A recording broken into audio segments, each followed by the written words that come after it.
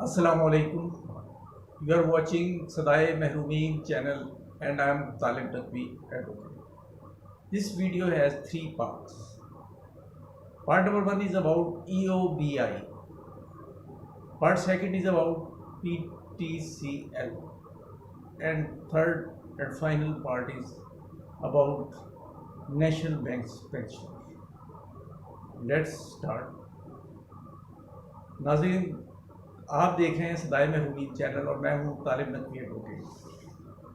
क्योंकि मेरे व्यूअर्स में हर तबके फ़िक्र के लोग शामिल हैं, तो इसलिए इब्तिदा में इंग्लिश के चंद लफ्ज़ बोलना जो है वो शजरे बमूला नहीं होना चाहिए। नाज़रीन, जैसा कि मैंने बताया है आपको, सबसे पहले हम पार्ट वन शुरू करते हैं। नाज़रीन, मामला है EOBI का, और जो ओवरसीज़ पाकिस्तानी के मिनिस्टर जुल्फ़ी बुखारी, वो उन्होंने ख़ुद अपने आप को एक अलहदा कर दिया था। अब सुनने में आ रहा है कि शायद वो जो इंक्वायरी में इनका सबूत कुछ नहीं मिला और यूट्यूबर्स ने उन्हें क्लियर करार दिया, लेकिन मैं इसे कबल अज़ वक्त समझता हूँ। गुज़श्ता दिनों उनके घर मुबारकबाद देने वालों का तांता बंधा रहा, लेकिन मैं ये समझता हूँ कि मामला अभी ख़त्म नहीं हुआ, क्योंकि फवाद चौधरी साहब की ब्रीफिंग के मुताबिक ये इब्तदाई जो इंक्वायरी है, जिसमें बराह रास्त जो अफराद मुलव्विस थे और जिन्होंने मिस गाइड किया जनाब वज़ीर आज़म साहब को, उन्हें तो गिरफ़्तार कर लिया गया है और एंटी करप्शन की इब्तदाई इंक्वायरी के मुताबिक यही ज़िम्मेदार हैं। लेकिन अब चूँकि मामला दिया जा रहा है नैब को, तो नैब हर सतह पर तफ्तीश करेगी और इसलिए मुझे नहीं पता कि वाकई वो अपनी ज़िम्मेदारियाँ दोबारा संभाल रहे हैं। लेकिन अगर थोड़े अरसे के लिए, थोड़ी देर के लिए ये सोच भी लिया जाए कि वो अपनी ज़िम्मेदारियाँ संभाल भी रहे हैं, तो क्या इतने बेपनाह मसाइल से वो चश्मे ज़दन में काबू पा लेंगे? मेरा तो ख्याल है नहीं। मैं खुदा ना खास्ता अपने EOB पेंशनर्स भाइयों को, सीनियर सिटीज़न बहन भाइयों को मैं खुदा ना खास्ता मायूस करना नहीं चाहता, लेकिन मैं उन्हें उम्मीद दिलाता हूँ कि आप, अगर वो वज़ीर नहीं भी लगते तो आप दिल बर्दाश्त ना हो, क्योंकि अल्लाह ताला की मदद शामिल हाल रही अगर, तो आपका जो है ना कि पेंशन इंक्रीज़ हो सकती है। लेकिन मुझे इस मामले में यकीन कीजिए कि गुस्सा है। इस वक्त खबरें आ रही हैं कि वो मुख्तलिफ़ किस्म की वफाकी व सूबाई ऑनरेरियम दिया जा रहा है, अज़ाज़िया दिया जा रहा है मुख्तलिफ़ डिपार्टमेंट्स को, और फिर पेंशन में इजाफे के नोटिफिकेशन इशू हो रहे हैं, और फिर ये कहा जा रहा है कि ईद से पहले जो है पेंशन दी जा रही है, तनख्वाह दी जा रही है। लेकिन EOBI के पेंशनर्स का कोई पुरसान हाल नहीं। दरअसल अंदरूनी मामलात इतने बिगड़ चुके हैं और इस वक्त वो माली डेफिशिएंसी का शिकार हो गया हुआ है ये जो इंस्टीट्यूट है, तो इसमें बेहतरी की गुंजाइश के लिए सिर्फ ज़िम्मेदारान को जेल में डालना काफ़ी नहीं होगा जिन लोगों ने करप्शन किया है, बल्कि इसका एक दूररस एक हल ढूंढना होगा। इसमें रजिस्ट्रेशन बढ़ानी होगी, कंट्रीब्यूशन बढ़ानी होगी और बर वक्त EOBI के पेंशनर्स को मिलनी चाहिए पेंशन। वो मिल रही है लेकिन मामूल से ज़रा लेट। और नाज़रीन, आप इस लॉजिक पर, मैंने जो गौर किया है, मुझे यूँ लगता है कि 6 लाख पेंशनर्स हैं, उनमें से अगर 50,000 की पेंशन में ये 2, 4, 5, 7 दिन का, 10 दिन का डिले कर लेते हैं, तो आप 8,500 को मल्टीप्लाई करें, वो 1 लाख जिनकी उन्होंने रोकी है या 50,000 रोकी है, तो वो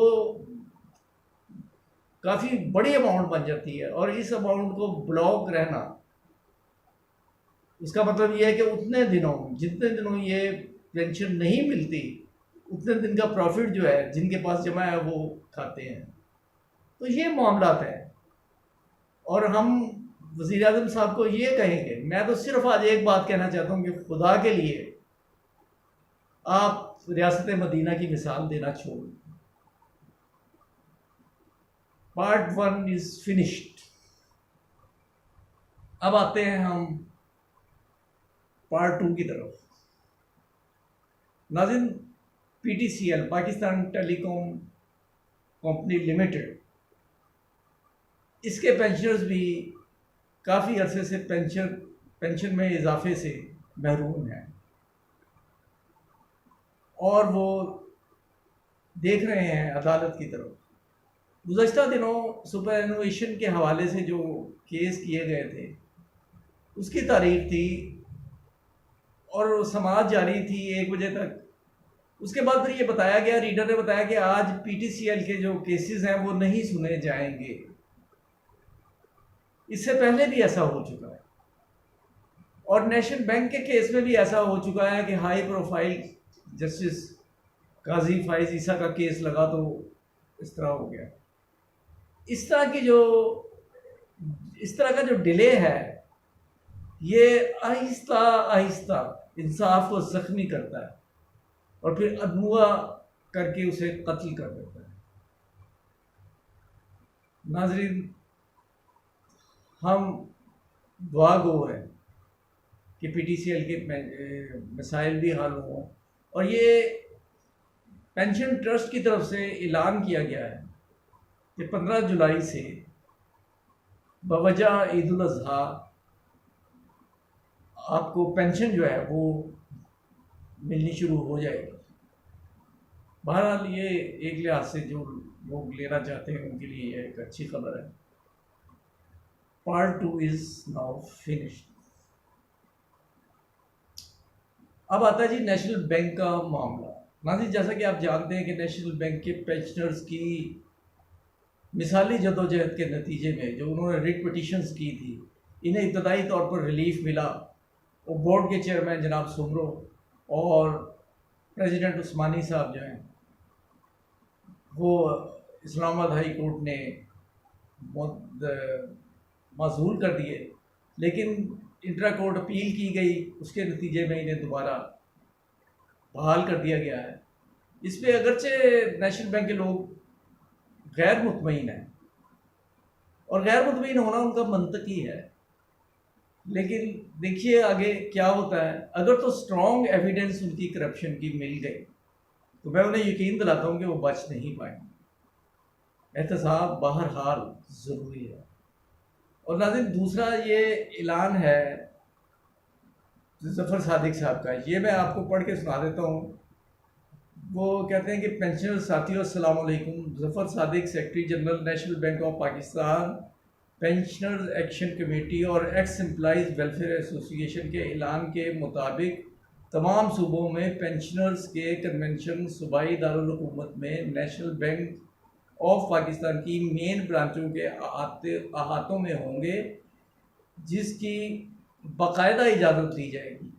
अगर बैंक की लोकल इंतज़ामिया ने पुरअमन माहौल ख़राब करने या कन्वेंशन की राह में रुकावट डालने की कोशिश की तो हालात की तमाम तर्ज ज़िम्मेदारी हेड ऑफिस और लोकल बैंक इंतज़ामिया पर होगी। मिन जानिब तारिक सईद भट्ट, मीडिया इंचार्ज। नाज़रीन, नेशनल बैंक के लोगों का अज़म और हौसला बहुत बुलंद है और उन्होंने ईद उल अज़हा के बाद मुकम्मल एक प्रोग्राम बनाया है कि हम एहतजाज करेंगे लेकिन पुरअमन, और वो ये तवक्को रखते हैं कि इस एहतजाज की राह में घोड़े ना अटकाए जाए। ज़ाहिर है एक कानूनी एहतजाज जो है वो तो हक है। नाज़रीन, ये तमाम गुफ्तगू जो हुई है इसका लुब्बे लुबाब यही है कि इंसाफ मिलना ज़रूरी है और इंसाफ में ताख़ीर इंसाफ से इनकार के मुतरादिफ है। नाज़रीन, अगर वीडियो पसंद आई है, ख्यालात से मुत्तफ़िक़ हैं तो लाइक कीजिए और सब्सक्राइब नहीं किया तो सब्सक्राइब करके बेल आइकन को क्लिक करें। तालिब नकवी एडवोकेट को इजाज़त दीजिए। अस्सलाम।